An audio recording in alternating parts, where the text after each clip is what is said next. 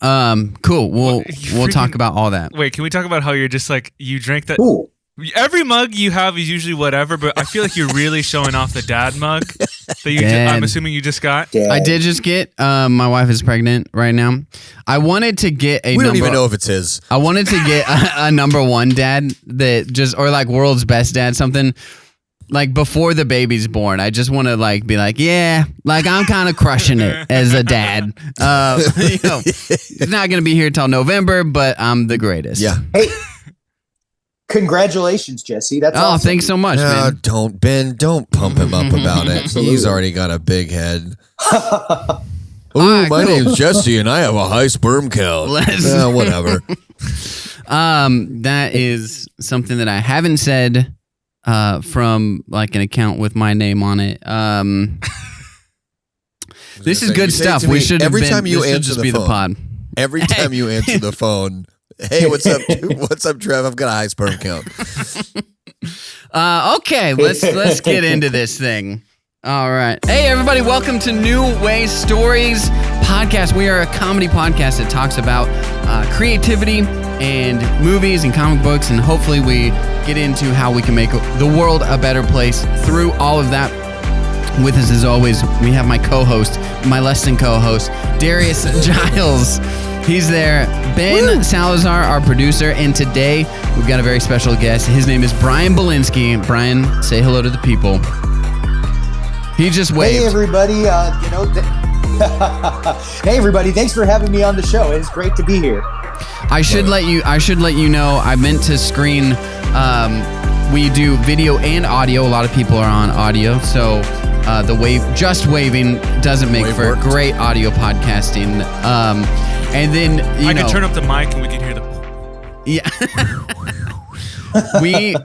we do this every week and we still do physical bits and forget that it's like, oh yeah, we have to explain what Darius is doing. I was going to say most of the stuff that I do that I think is funny that's not actually funny is stuff that no one can hear. It's just me voicing over. You go, now Darius is shadowboxing. Nice. Bryan Bielenski. I'm visually impaired because. Go for it, Bryan.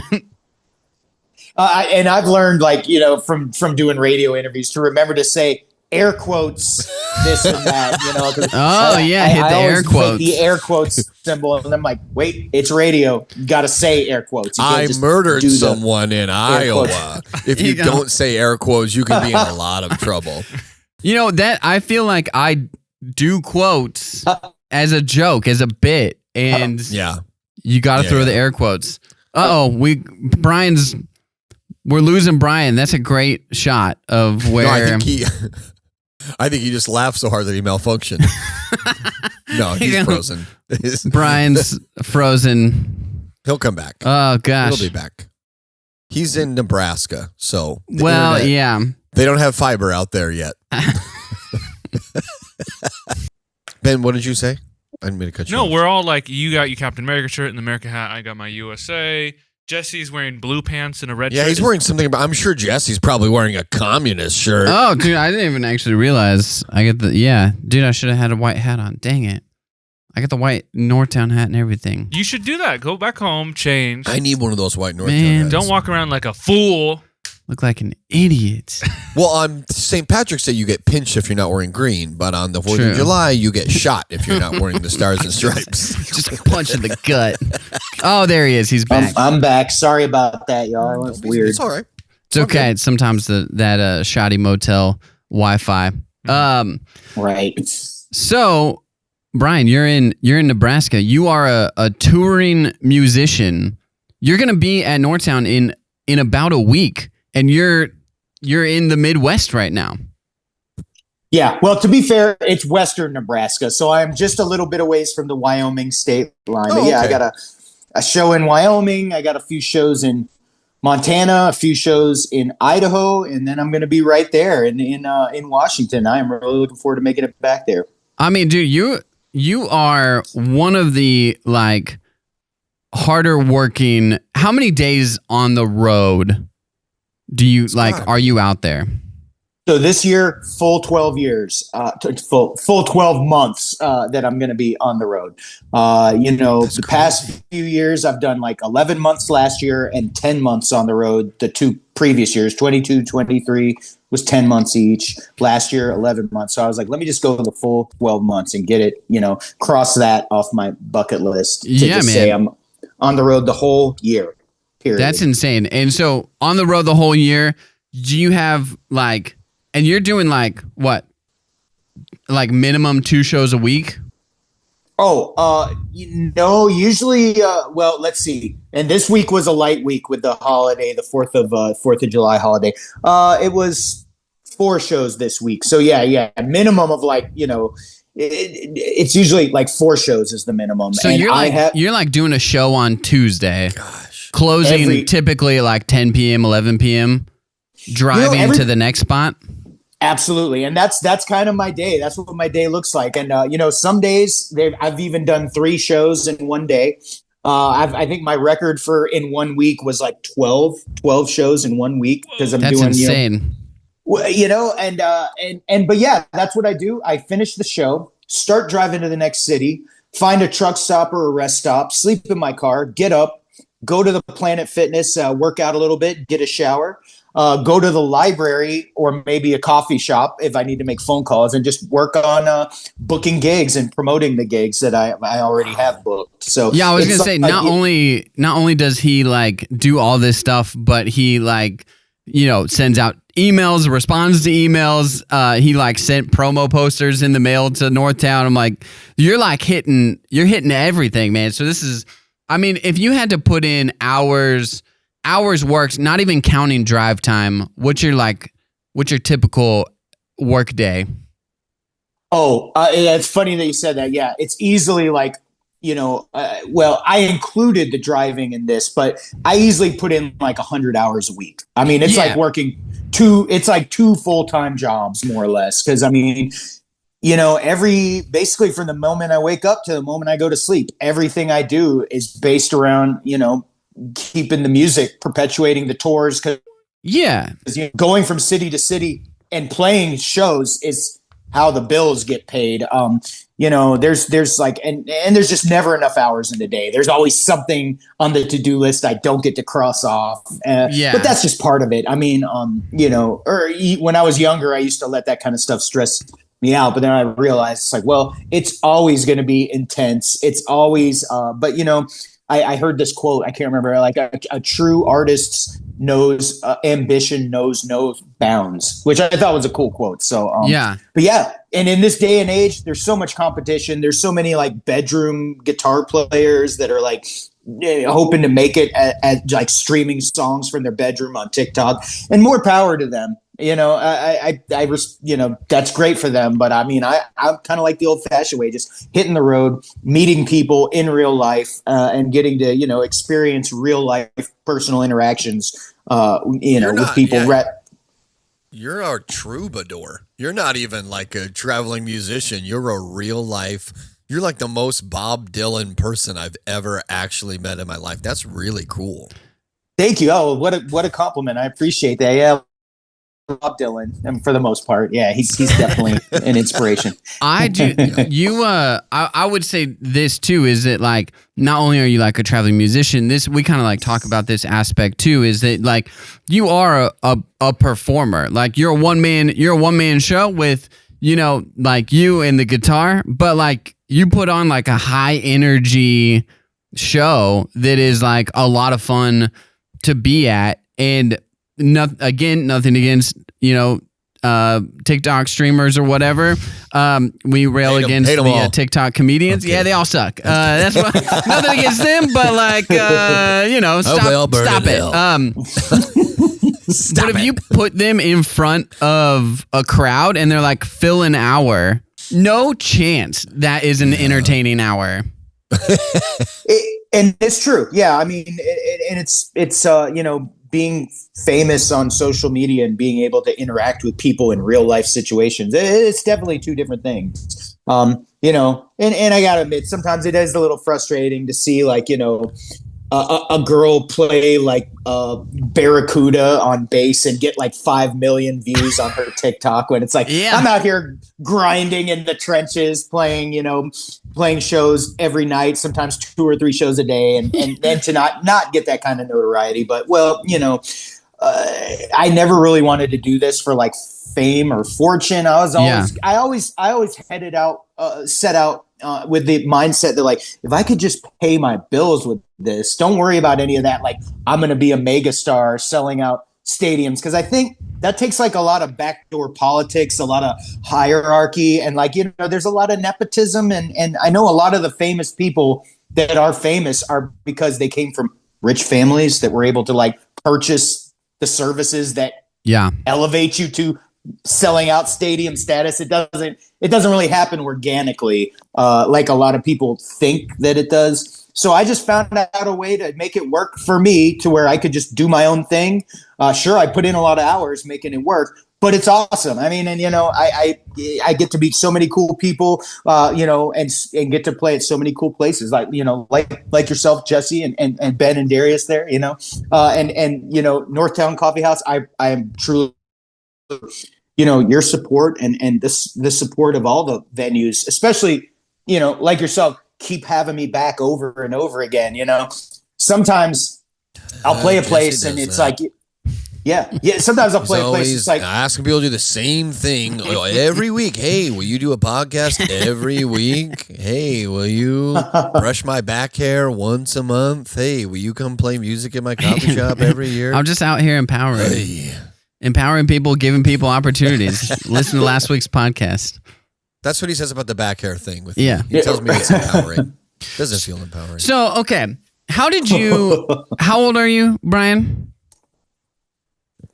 I am 46 years old. You're 46? You look great, man. Yes, sir. Yes, sir. I do look great. Thanks, I appreciate it. No, man, you look great. Okay, so he drinks milk for lunch. That's why he looks so good. It is Nebraska 12:30 right now where you are. It's actually, so I am in the mountain time zone. So mountain funny time, story. baby. I was like, I got a little confused because I was like, I'm in Western Nebraska, where I'm like, is it going to be 11 or 12 when I meet up for the podcast? And I'm like, and there's Western Nebraska is not famous for its great Wi-Fi too. So I actually was driving from spot to spot and like, all right, great. I got 3 bars. As soon as I park, goes down to like 1 bar. I'm like, oh boy. So I kept like going from place to place. Okay, wait. So how long? But yeah, it is 11:30 a.m. here. Sick. Jesse, if you need to cut me off or cut my questions off, no, go for it. Feel free. So you're 36. Is that what you said? 46. Sorry. What? I know. That's what I'm saying. You look like you should be 36. About the age of us. I thought you were going to say 26. Okay. So how long have you been a traveling musician? Well, 2012 was the year that actually, to be fair, 2011 was back then. I was like, dude, if I don't do something like, and we still had the whole, a record label's going to sign me and I'm going to, get rich and live in a mansion and drive 15 cars to all my gigs. But, swimming pool. But Nickelback when I turned stuff. 32, I was like, dude, Bryan. Right. And Nickelback. They're like, everybody loves them, right? Yeah, exactly. But I just decided 32 was the year I was like, dude, if I don't like start really stepping it up. So 2012 was when I first gave up my job, gave up a place to live, and just like hit the road. I wasn't that good at it back then. So it only took about a year for me to run out of money. And then I had to go back to my old job, work a few months, save some money up, go back on the road, 8 months in, run out of money again. And that went on for several years until, also back then I was playing with a band. So once I figured out, forget the band, they're nothing but, don't get me wrong, I had some good band members, but a lot of them, they just, didn't put any effort into any of the business side, which is like a very important, arguably more important than the actual music. And so I had the epiphany, Bryan, just be a solo artist. And ever since I made that decision, like things have been going on the upward trajectory. I was just talking with my friend who does stuff in the music industry too. And as a stand-up, you have a little bit of an advantage because when you book a $300 or $400 gig, you get $300 or $400. But if you have a 4, 5, 12-piece band, all of a sudden you got to split $400 between everybody and put money into equipment and stuff. I'm like, you give me a microphone and everything else is me, right? Like, and I would prefer a wood stool, but if you don't have it, like I can still do an hour for you. It's fine. So a solo musician, it's like you get the money, right? You're not having to split it with other people, and it is all on you. It's like if I want to make it, I could put in the hours and do it, and it's maybe it's not super sexy to do that, but like you said, you're touring around, you're meeting cool people, you are going to like cool places, and you're doing what you enjoy. I do think it takes a special like someone to keep the hours and the schedule that you keep. I don't think really it's for impressive. Everybody. Sure. But it is possible, right? And attainable. I think that's the thing when we talk about like fame or this idea of like, oh, I'm gonna be a creative and make money being a creative. You think I have to be famous. I have to be a famous actor or a famous stand-up or whatever. And you go, actually, there are so many levels to be a working man's creative, and that's attainable. Like it's very attainable with hard work, right? You got to dedicate to your craft, but then you got to do like hard work. And I said, I've never frankly, I've never been the one that is going to like put in the work. When I lived in Chicago, I was like, I could see very easily, I could make $30,000 or $40,000 a year, which is not like a great salary, but like I could do that just simply by booking gigs. And in Chicago, if I go 2 hours any direction, I've got enough gigs that I could pull from all year. But you have to reach out. Like you have to put in the work to like book yourself. I think a lot of people know, like if you're a good storyteller, then you can meet people, tell them a story that they want to hear, convince them to invest money with you, and then move on to the next city, and you've made money as a storyteller. Yeah. You've made a career as a con man. Yeah. A lot of people don't realize. You are the Frank Abagnale of touring musicians. Yeah. Deep cut Flash reference. And I was just saying, like, a lot of like the advice I give to a lot of creatives is that, don't let those rejections deter you at all. I mean, there's always going to be that guy that wants Larry the lawyer and Billy the banker. They've got their own band and they spend $500 a week at the bar. So they're going to get chosen over you if the two dates, if you're asking for the same day. I'm like, well, Billy the lawyer, tried and true. So, but at the same time, and it's just kind of a law of averages thing. I mean, I keep sending out emails or making phone calls until I get the yes I need. And I know a lot of people, they just get discouraged and they feel like it has something to do with their own self-worth. If people are telling them, no, we don't want you to do your stand-up, or no, we don't want your music.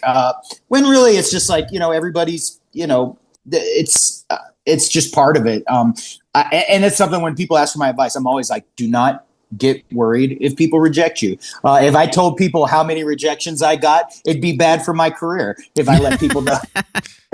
But I get some really rude rejections too. Yeah, a simple no would suffice. A simple, we're not looking for an artist right now. Jesse's got the Dark Knight in his brain, and so there's going to be subtle Dark Knight quotes for the rest of the. A simple no would have sufficed. I mean, that's just my life. So funny. Nice. That's so true, though. I love to go. You're a horrible stuntman. What? I said you were a horrible. No, I heard you. It was just really mean. This is really mean. Let's put a pause right here. Ben, you've got 1 minute. Shoot. Okay. Oh, Frank, I knew you were going to do this. Are you having it on your phone? Yeah. Okay. Tell me when. Yeah, start. Okay, you're, so you're 15 seconds left. deep. Oh, shoot. Okay, so Spider-Man, the director of Shang-Chi is going to do the new Spider-Man movie, so screw you, Simu Liu, you're never getting a sequel. Whoa. So boy, that's... we know that Bruce Banner, Hulk is going to be in it, the Punisher is going to be in it, and so in my head, I'm like, what the heck are they going to do? What on earth?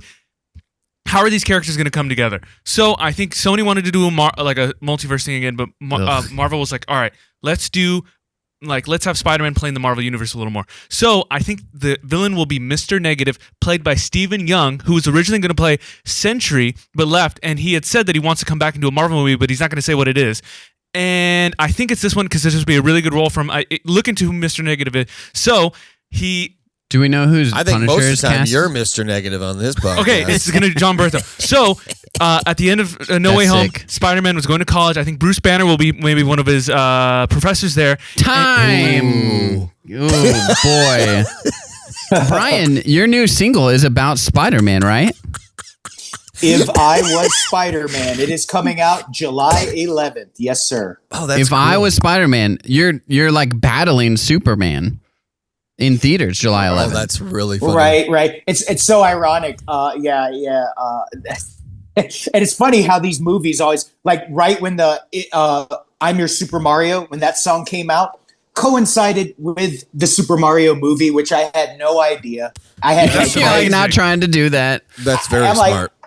it like completely like, and I have those little serendipitous synchronicities a lot. Like I was in New Hampshire during bike week, motorcycle week, so I'm like, why am I getting all these gigs in New Hampshire? Oh, it's bike week. Or I wound up in Louisville, Kentucky during the Kentucky Derby. Had no idea. Just I should really look into that stuff more. Yeah. But because it works the opposite way too. Serendipity synchronicities, would be tough to sing over and over again, but maybe the title of an album If coming you're up. come I don't out know, with a man. rap album, maybe, or if you're gonna write. Yeah. Oh yeah. Okay. So Brian, you do write a bit about like nerd content, and I mean that in the most affirming way. I forgot how to talk there for a moment. I got intimidated is what happened by serendipity synchronicities. And so what kind of inspires this like music to like, like I said, one of my favorite songs of yours is talking about being your Super Mario. Right. You know what? And it was just kind of, once again, like a lucky thing. I just wrote this, well, first of all, when I was younger, before music, I was huge into video games, huge into comic books, huge into Star Wars. So all the nerd stuff. And it kind of came about that once I got serious about being a musician and I realized how many hours it was going to take, all of a sudden my time to read comic books gone, my time to play video games gone, my time to ingest Star Wars content gone. So it's like, Let me just write songs. Let me write songs about it instead, since I don't actually have the time. So I kind of like keep the things I love by writing songs about them. And it just so happened those are the songs that people love the most. I mean, hands down. There's something about a reference. I've talked about this before on like, I don't expect people to get every single cultural reference, but there is like this, when you make a reference and someone gets it, there's this automatic connection of like an inside joke where totally you're like, oh, you're my, on a surface level, you're my people. And you just feel this like automatic. And so you like have this song and you say like Super Mario and people are like, oh, wait a second. Well, I liked playing Super Mario. Like maybe I'm going to listen. Kind of a funny, do you guys remember the hit rap song from like 2007 about Superman?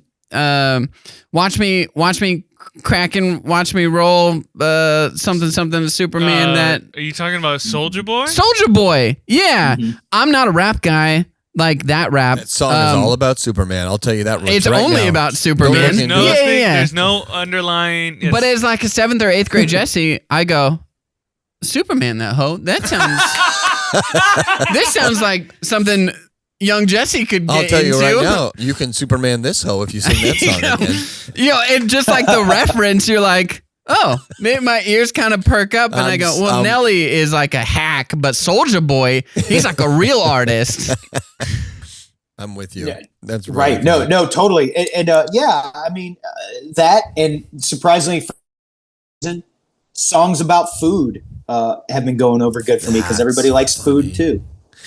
Give us an example of a song about food. Are you like writing a love song to like your like omelet or chicken nuggets? Yeah. Thank God for Tacos is the big so that was the big single off the last album, Brian Super Happy Fun Time 4. So Thank God for Tacos. People love that song. And I'm happy about it. Like, and for once again, I'm kind of, and people, like, honestly, I reach out to comedy clubs too, because people, now I intended the song to just be an honest song about expressing my gratitude to my maker for tacos, but people thought it was funny, so I'm like, all right, I'll ride with this. Thank God for tacos. But and that's, and you know what, that's what music or comedy or painting a painting, dance, like any art form, it's about connecting with people, I think. And so those little things like food and comic books, and it's like you said, it was a very poignant observation you made that it's kind of like, hey, we feel the same way about this thing, and it creates a bond between you and the audience, which I think is really cool. So hit us with If I Was Spider-Man. What is this like? If I was Spider-Man, I get to save the world. If I was Spider-Man, you would like me more. What's happening in If I Was Spider-Man? He's just correcting Peter Parker. If I was Spider-Man, Venom wouldn't be such a big deal. If I was Spider-Man, I would not be taken advantage of by J. Jonah Jameson so much. Right. I'll tell you what now, if I was Spider-Man, Mary Jane would be well taken care of. So redheaded ladies of the world, take heed. Actually, if I was Spider-Man, I would not be Spider-Man anymore, and I would get a 9 to 5 and take care of Mary Jane like she deserves to be taken care of. I'm not gonna go off into the night and like live out these fantasies, these vigilante fantasies. Sorry, that's what police are for, Peter. You irresponsible man-child. If I was Spider-Man, I'd have a podcast talking about vigilantism and not make any money. Yeah, Sorry, it's so true. But no, and it's kind of it's a love song, much like the "I'm Your Super Mario" is a love song that's got Mario in it, and the same thing with Spider-Man. It's a love song that has got, because then the lyrics go, "If I was Spider-Man, would you be my Mary Jane?"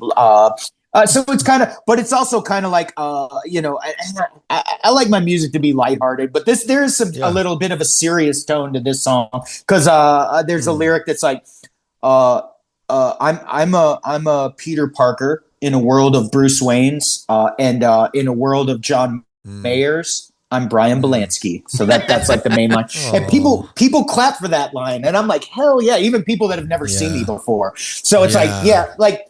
And I always love Spider-Man for that reason. He's like a normal dude, where like Bruce Wayne, and nothing. I love Batman too, but he's a rich guy. Superman, omnipotent God. A little hard to relate to like omnipotent gods and super rich dudes, billionaires. Yeah. So that's why I always love Spider-Man. Personally, like that was my go-to superhero as a kid, and I think a lot of people like him for that same reason. He's more relatable. He's got girlfriend problems. He's got work problems. He's got family problems, taking care of Aunt May and buying her medicine and stuff. These are all real world problems. That's so crazy. That's so crazy. I'm really quick.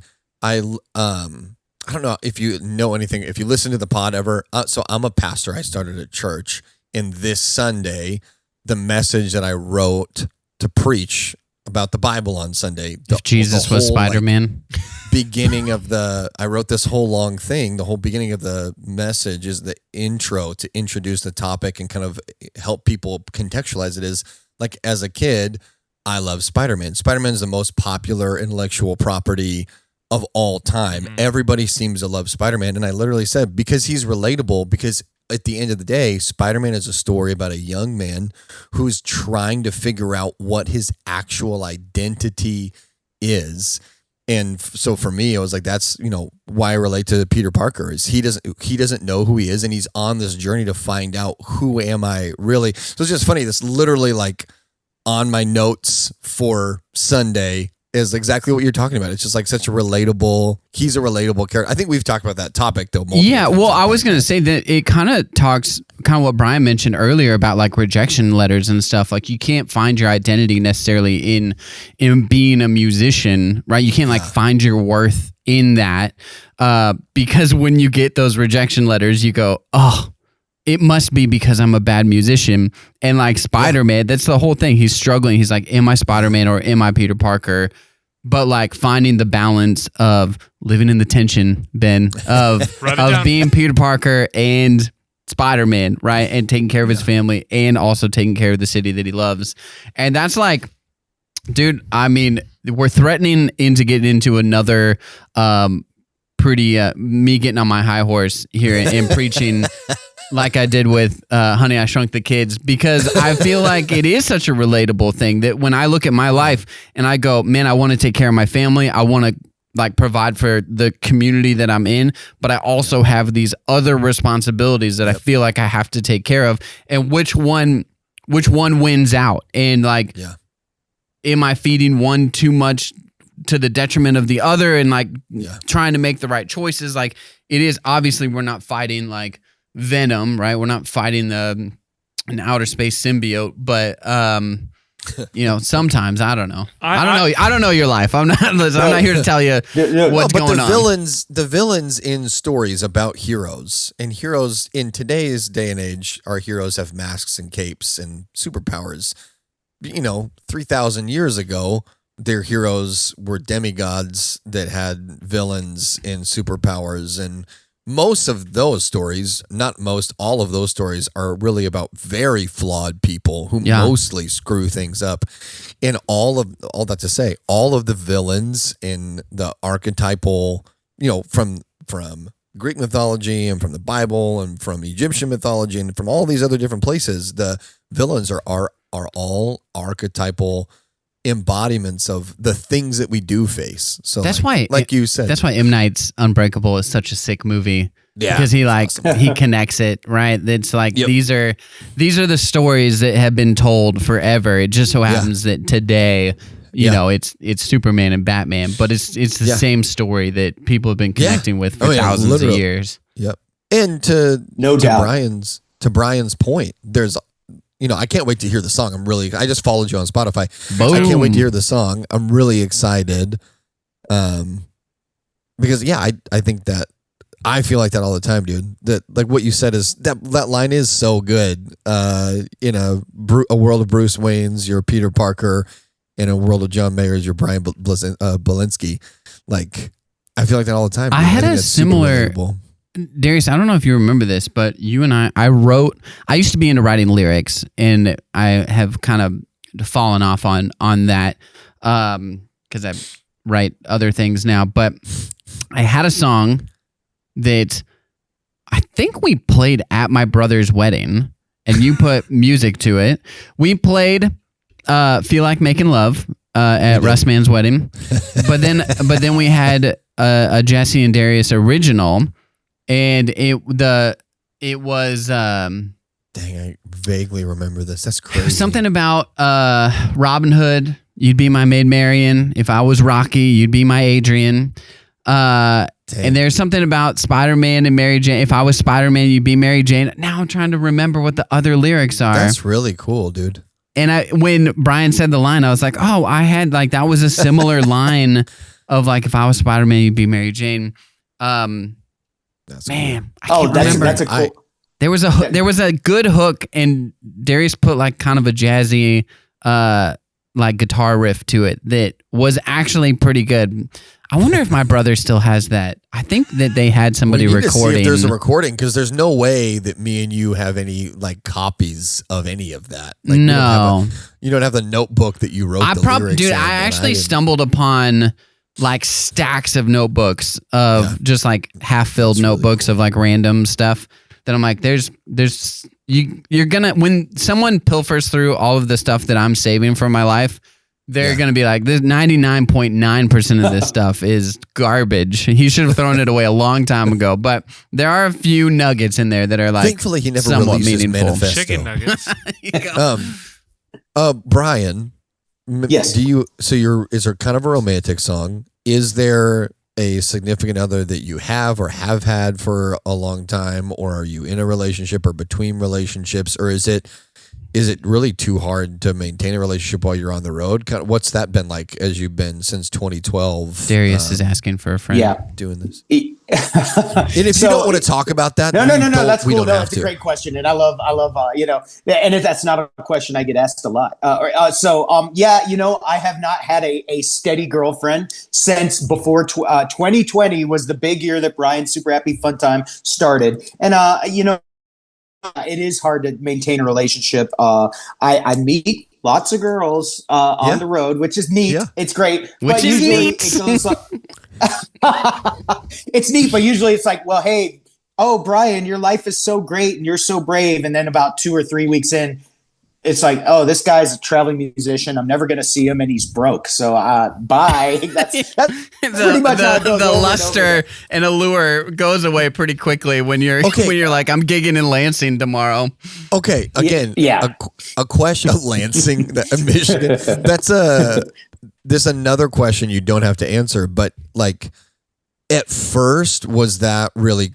And again, I've been married since I was 20, so I'm not trying to create a narrative either way on this. I'm genuinely curious. I've only ever been with one woman as my wife, but at first, was it exciting because you were like, oh, like I'm kind of like meeting all these different women, I'm being with these different women, and then did it get lonely, or was it like was it at first lonely and now you're more used to it, or like? Without me sharing any of my opinions, I'm just curious, genuinely, about kind of how that has been like for you. Is that too personal? No, not at all. I love, honestly. So with what I do, there is a lot of solitude involved, but I love it. I love it. Like the drives, I sit and I think that's great. You're a pastor, by the way. I am a practicing Christian myself. I go to church every Sunday, no matter where in the world I am. That's crazy. Thank you. Even if I don't know the language, like when I was in Europe going to church, it's like I didn't know the language, but that must have been there. Beautiful. That must have been a really beautiful experience, though, for somebody who has faith and is secure in their faith. I think actually that's got to be a really beautiful experience to just worship with people and not have to know what they're saying, but be doing the same thing. No, it is really neat. And, it's great. And especially Europe, all those like ancient Gothic cathedrals. Yeah. It was amazing. It was amazing. I love, and that's one of the things, I see a lot of truck stops. I see a lot of gyms. I see a lot of libraries and I see a lot of churches, in addition to the venues that I play too. But, as far as that goes, going back to the question about, I love the solitude because, it's just, I've always been kind of a independent kind of person. And then, whatever need I have for human interaction is more than fulfilled when I'm at the venues. I mean, because I talk to the staff, to the audience, to other musicians for the shows that I play when there are other musicians involved. So, I mean, I get my fix. I mean, you meet so many.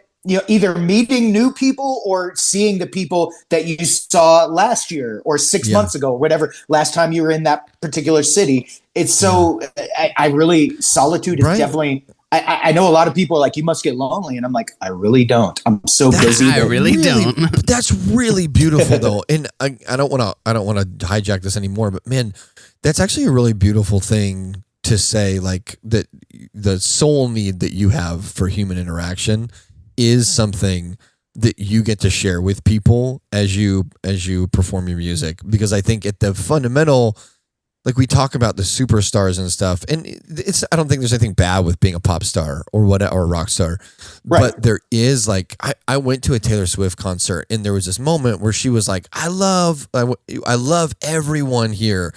And there was there was a part of me that was like, I believe that you're probably trying to be genuine when you say that, but because this is a stadium of 50,000 people, that really is a very disingenuous statement. And again, like, I'm sure she's a nice girl. Like, I'm not trying to like cast aspersions on why she said that, but it doesn't work that way. Like, you can't say to a room of 50,000 people, I love every single one of you in like a personal way. I was going to say it's like performative. Yeah, it's very, very, very performative. And you can love them, like, you can love them ideologically, but there's actually no relationship. And the reality is there's so many people in that room who they desperately want to have a personal relationship with her, and that's never going to be a reality.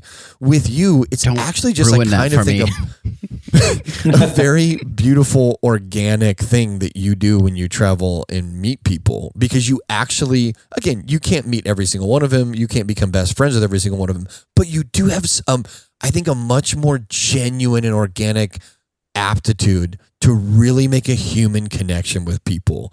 And I just think that's a really cool gift that you give them. And it's beautiful that you've been wired that way to be able to do that. So that's the end of my tirade. Well, I also think that... Oh, I was just going to say, sorry. I was just going to say that, like, it takes a little longer, but you do build relationships, right? So, like, it's really Bryan and I have been, like, texting off and on for the last 3 years, right? Because it's like, cool. Hey, I'm going to be back in your area, and like this podcast, like him coming back, I'm like, yeah, I want Bryan back. And that, like, you know, obviously it's like he's performing at my place, and then there's like a monetary like transaction, but beyond that, like it is like, oh, like Bryan's just like legit dude beyond just like a legit act that, yeah. And like slowly but surely, and I could see a world in like 10 years where it's like Bryan and I are still like in contact really with each other, right? Yeah. You know, like that sort of thing. It's very cool. And I hope so, Jesse. Once again, I mean, thank you for that. And you know, Darius, going back to your point, you're so right. You know, I play shows to like 1,000 people, and it doesn't like, I don't like, you know, I played not very often. That's really cool. I did play a show to 1,000 people, and it just was not, you know, I actually did better from a merchandise sales point of view. Sure, and that's good. A show with like 15 people than a show with like 1,000 people, because there's that connection there. Yeah. You know, and it's kind of like, you know, going back to what you said about Taylor Swift there, and that is all. I mean, that's not like a one-time thing. It's like it's always there's shows. Whenever there's shows where there's a huge audience, I don't make that personal connection. And then, you know, so that personal, like, I don't really, so I wind up doing better from a monetary point of view. Interesting. And also from an artistic point of view, because obviously if the people want to buy my merchandise, it's because they liked what I'm doing. So, you know, to kind of equate it like artistically and monetarily, sometimes those two things go together. And I'm sure, you know, being stand-up comedians face the same thing, you know, some people are like, oh, sell because you're doing this. I tell my baristas that too, that I go like, hey, like the reason that we're doing this is not for the money. Like good customer service or making connections with people is not for the money, but the catch-22 is when you do that, you make more in tips, right? And so like, you're like, I'm not like connecting with you to like make more money off of you, but the catch-22 is when you make that connection, people want to buy your t-shirt. People want to buy your CD. Jesse was only nice to give you a better tip. Absolutely. And it turned into a real friendship. Look at that. You know, man. Okay. Two things, and then we'll get going here. Yeah, one, are you still playing that Ellensburg like retirement home? Is that still on your regular gig? I did not make it there this time, but I've been doing a lot of assisted living gigs lately. I love it. I think that that's like one of the things. If you're like, I want to be a traveling musician, you go where they'll have you, and kind of the sneaky fun like gigs where you go, I would not think that rock star Bryan Bielenski would be playing in a retirement home. But you were telling me, you're like, actually, I love these people. This is like one of the more fun gigs that I get to do. That's cool.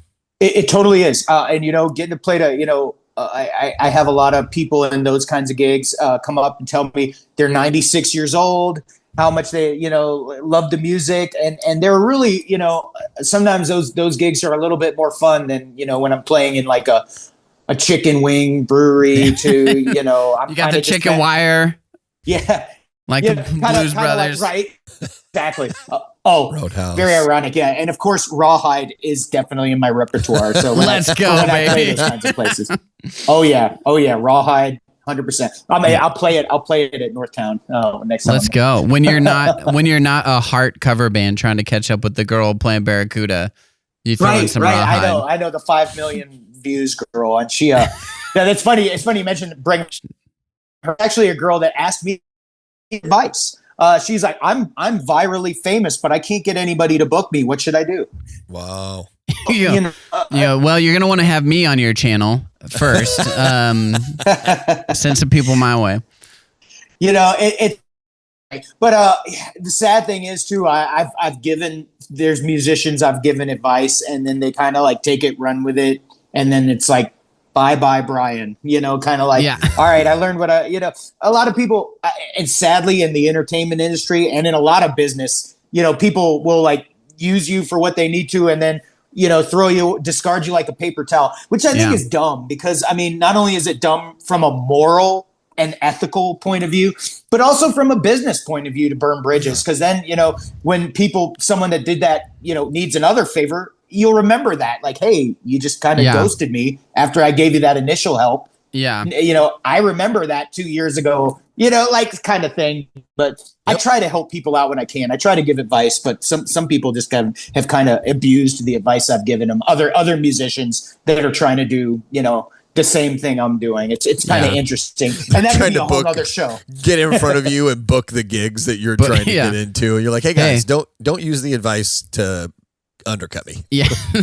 Right. It's a long way to the top. If you want to rock. You want to rock. Only if you want to rock and roll.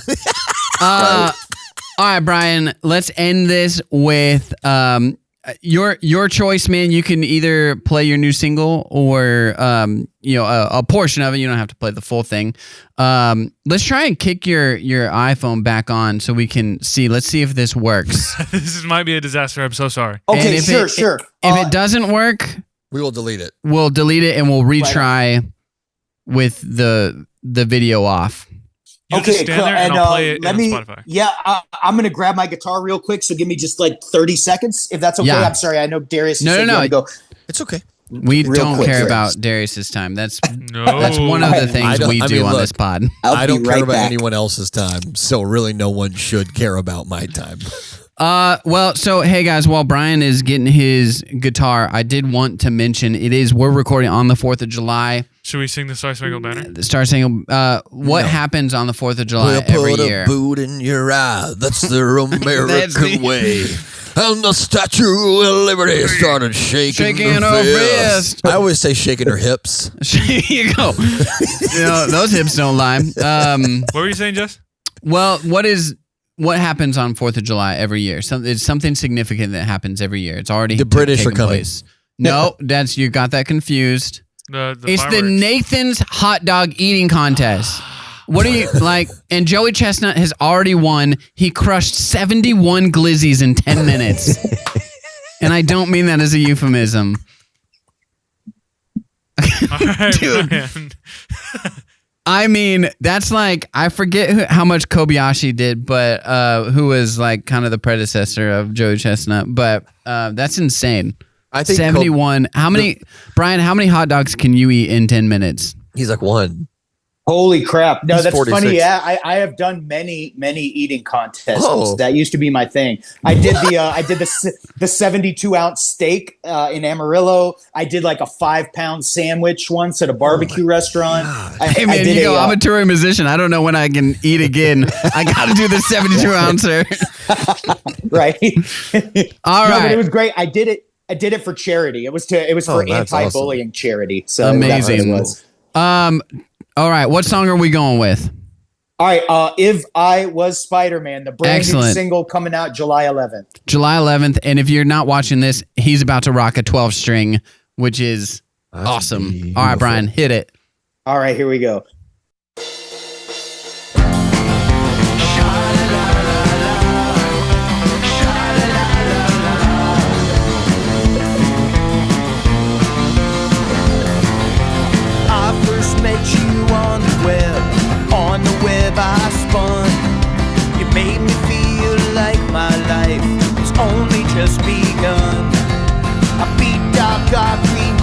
Venom and Electro too.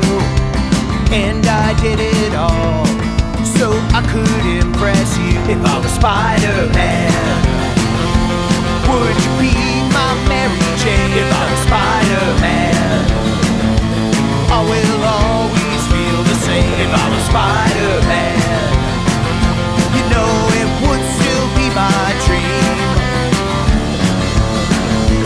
just for you to be with me. Sha-la-la-la-la, sha-la-la-la-la.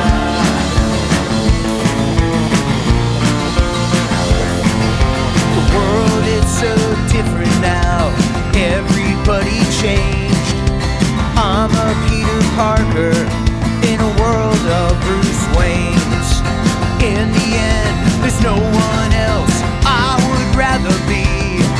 In a world of John Mayers, I'm Bryan Bielenski. If I was Spider-Man, would you be my Mary Jane? If I was Spider-Man, I will always feel the same. If I was Spider-Man, you know it would still be my dream,